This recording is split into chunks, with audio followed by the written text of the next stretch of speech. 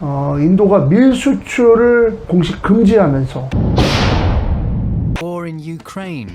Was it in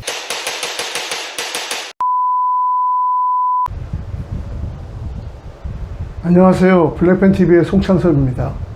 오늘은 식량 이기주의에 대해서 한번 살펴보겠습니다. 요즘 최근 굉장히 밀가루 가격도 오르고 주요 식품 가격이 오르면서 물가 인상 압박 요인으로 작용하고 있습니다. 간단하게 식량 이기주의를 좀 설명을 하겠습니다. 식량이라는 게 이제 전 세계 모든 나라에서 공평하게 이렇게 재료들이 생산되는 게 아닙니다.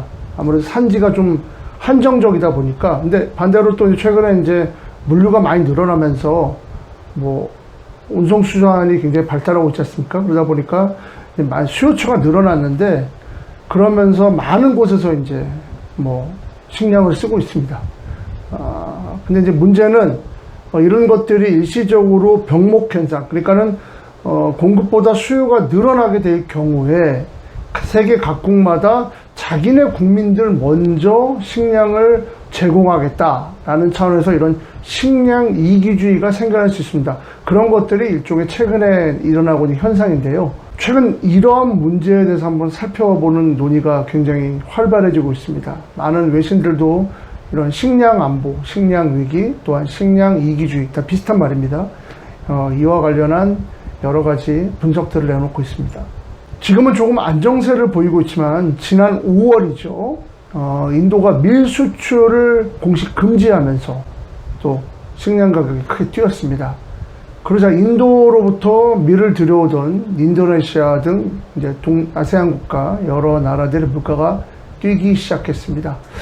인도네시아는 지금 많이 힘들 거라고 얘기 듣고 있고요. 앞으로도 좀 그럴 것 같습니다.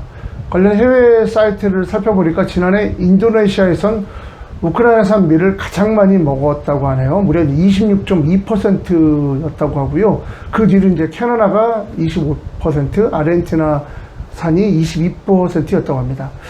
방글라데시 한번 살펴볼게요. 방글라데시 같은 경우는 러시아산이 31.8%, 우크라이나가 23%였습니다.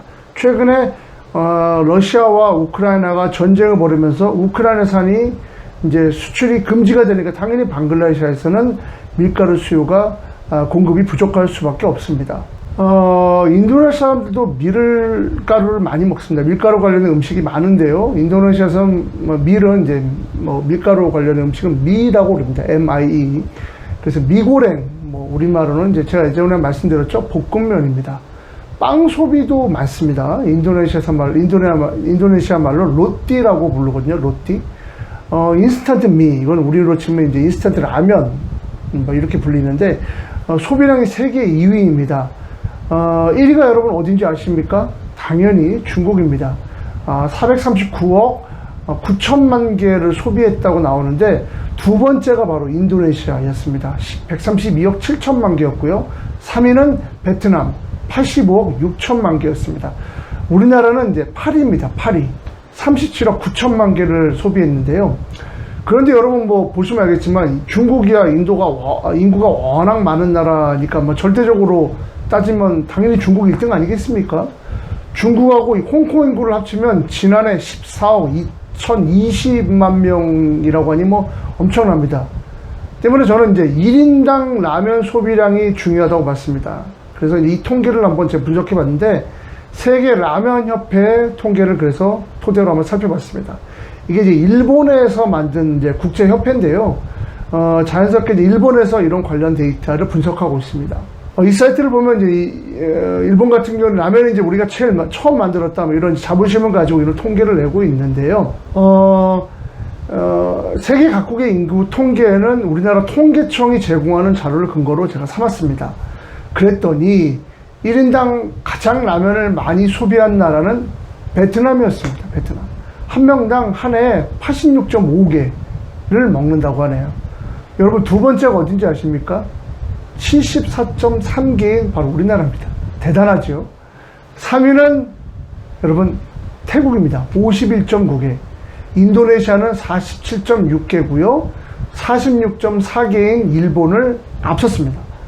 중국하고 홍콩은 그러면 얼마일까요? 1인당 한 해에 한 사람당 31.0개에 불과했습니다. 많은 나라들이 서구 식민 지배를 받으면서 음식 문화가 서구화됐죠. 우리나라도 이렇게 좀 변하고 있지만 말입니다. 빵과 같은 곡물 소비가 늘어나면서 밀가루는 절대로 빼놓고 생각할 수 없는 곡물이 됐습니다. 그렇다면 인도는 왜 그렇게 금수조치를 했을까요? 지난해 말부터 사실 곡물값이 뛰기 시작했습니다. 곡물값이 뛰다 보니까 아무래도 자국 곡물값이 오르는 것에 대한 부담감을 느끼는 거죠. 그러다 보니까 자연스럽게 인도 정부가 우리나라 국민, 자국 국민부터 먹여야 된다라는 차원의 수출을 금지하게 되는 문제가 발생하게 된 겁니다. 뭐 소비가 안 되더라도 재고라도 확보해라.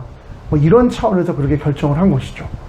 요 얘기는 제가 좀 이따가 좀 더 다시 또 설명을 드리겠습니다.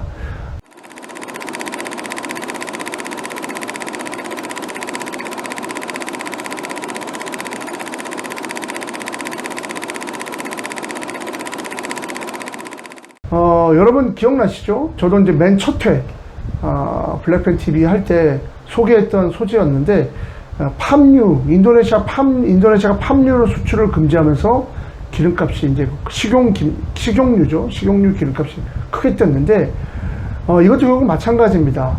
대놓고 수출을 못하게 하기는 좀 이제 국제 무역기구, 세계 무역기구 WTO 체제에서는 쉽지는 않습니다. 그러니까 이제 통관 절차를 까다롭게 하거나 뭐 여러 가지 이제 까다로운 절차를 만들게 됩니다. 그렇게만 해도 수출업자들 입장에서는 수출에 어려움을 겪게 되는 겁니다. 지금 또 논란인 것이 말레이시아가 이 닭 관련 제품을 수출을 막았습니다. 지난해 6월 1일자로 이제 닭고기 수출을 금지하는 이제 이런 조치를 취했는데 이 구조를 한번 살펴보겠습니다. 구조는 역시 똑같습니다. 원인은 작년 연말부터도 이런 일이 벌어졌지만 원인은 그겁니다.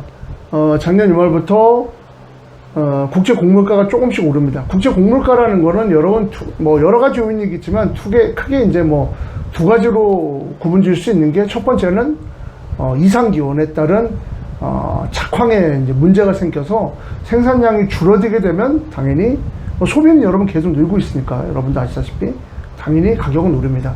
두 번째가 돈이 많이 풀려버려서 뭐 주식에 가든 너무 돈이 풀려버려갖고 막 유동성 문제가 발생하게 되면 이게 투기 수요가 어쨌든 이제 금리가 낮아지게 되니까 뭔가 이제 돈을 굴릴 방법을 찾을 수밖에 없지 않습니까?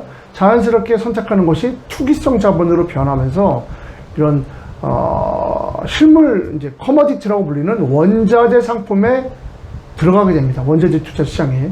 그게 이제 어떻게 보면 투기 수요가 되는데 이 곡물 시장, 이 원자재인 이 곡물 시장에도 그런 투기 수요가 가세를 하면서 곡물가를 끌어올리게 됩니다. 작년 연말부터 사실 그런 조짐이 좀 보였거든요. 미국이 워낙 달러를 많이 풀다 보니까 유동성 문제가 발생하면서 그런 문제가 생겨났는데 거기다가 올 초죠. 러시아하고 우크라이나하고 전쟁이 벌어집니다. 여러분 우크라이나는 제가 알기로는 4위인가요? 5위 정도의 밀 수출국이고요. 그리고 뭐 여기서 수출되는 게 뭐 콩도 있고 그다음에 해바라기 씨유, 이건 식용유입니다. 이런 곡물을 수출해서 이제 국가가 운영되는 그런 나라인데 여기서 이제 수출이 금지되니까 당연히 가격이 폭등할 수밖에 없고 그럼 어떻게 됩니까? 이제 이런 러시아나 우크라이나에서 사료, 여기는 이제 콩이나 옥수수 이런 사료도 많이 생산이 되는데 이런 것을 들어와야 하는 이제 양기업자들은 당연히 어려움을 겪게 됩니다. 그러니까 당연히 닭고기 값이 오르게 되죠. 그래서 자연스럽게 닭고기 값이 오르게 됐습니다. 당연히 양기업자 입장에선 비싸게 해외에 내다 팔지 내수용으로 팔지 고민하게 됩니다. 아무래도 해외에 내다 파는 게 좋겠지요. 어느 나라나 이럴 경우에 정부가 통제를 하게 됩니다. 말레이시아 정부도 처음에는 양기업자들에게 보조금을 줬어요. 돈을 주면서 이제 보조를 해줬는데 그래도 이게 통하지 않았습니다. 그러자 닭고기 1kg당 약 8.9 링깃, 우리 돈으로 한 2,544원 정도의 가격 상한선을 줬습니다. 그러니까 자유시장 경제에서 가격을 딱 이만큼 이상으로 못 올린다라고 규제를 하게 된 겁니다. 정부가 돈을 줄 테니 비싸게 팔지 말아라. 이게 안 통하니까 가격을 정하게 됩니다. 그러니까 사람들이 어떻게 됩니까? 이거 나 차라리 국내에도 안 팔아. 해외에서 팔게 됩니다. 그러니까 자연스럽게 자국의 그 닭고기 가격이 올라가는 그런 문제가 발생하게 됩니다. 결국 말레이시아 정부는 닭고기와 너겟, 소세지 등 모든 닭 관련 제품의 수출을 금지하게 되는 조치를 내리게 된 겁니다. 말레이시아에서 생산된 닭고기는 무슬림 국가, 이슬람 국가들로 많이 수출이 되고 있습니다. 단적으로 말레이시아와 인도네시아에는 이제 닭으로 여러 소세지도 만들어요. 닭으로 이런 소세지도 있고, 인도는 여러분 아시다시피 최대 종교가 힌두교이기 때문에 소고기 도축이 힘듭니다. 반대로 이슬람 국가인 말레이시아나 인도네시아에서는 돼지고기 도축이 힘듭니다. 그러니 만만한 게 뭐겠습니까? 닭이죠, 닭. 말레이시아로부터 닭고기를 수입해오던 싱가포르는 이제 발등에 불을 떨어지게 됩니다. 싱가포르는 이제 말레이 반도 끝에 위치하고 있지 않습니까? 그렇기 때문에 모든 이런 식자재 수출의 그 루트가 말레이시아입니다. 이 말레이시아가 식자재 수입을 금지시켜버리면 가장 가까운 곳이 이제 말레이시아니까 굉장히 어려워지는, 흔히 말하는 식량 위기가 발생합니다. 최근에 이제 싱가포르 정부도 그래서 여러 가지 대체육이나 여러 가지 대안들을 만들고 있는데, 어쨌든 평상시에는 그 말레이 반도 끝에 있는 그 싱가포르 위치상 말레이시아에서 주요 식료품들을 갖고 오는 것이 가장 효율적이거든요. 당연히 지금 싱가포르 정부는 굉장히 지금 이 난국을 타개하기 위해서 여러 이제 수입 루트를 이제 개발하고 있는데요. 이 외에도 말레이시아에서 닭고기를 수입해오던 일본, 홍콩, 태국, 브루나이 등에도 이제 시장 가격이 오르는 등 이제 영향을 미쳤다고 합니다. 자연스럽게 이제 말레이시아 정부도 조만간 이제 수출을 재개할 거라고 이제 밝히고 있습니다. 지금 여러분 식량 위기는 그런 면에서 이렇게 복잡한 연쇄적인 품목 간의 연쇄적인 이런 얼기설기 얽혀 있는 것 때문에 연쇄적인 효과를 발휘하고 있습니다. 블랙핑 TV 오늘은 여기까지입니다. 시청해주셔서 감사합니다.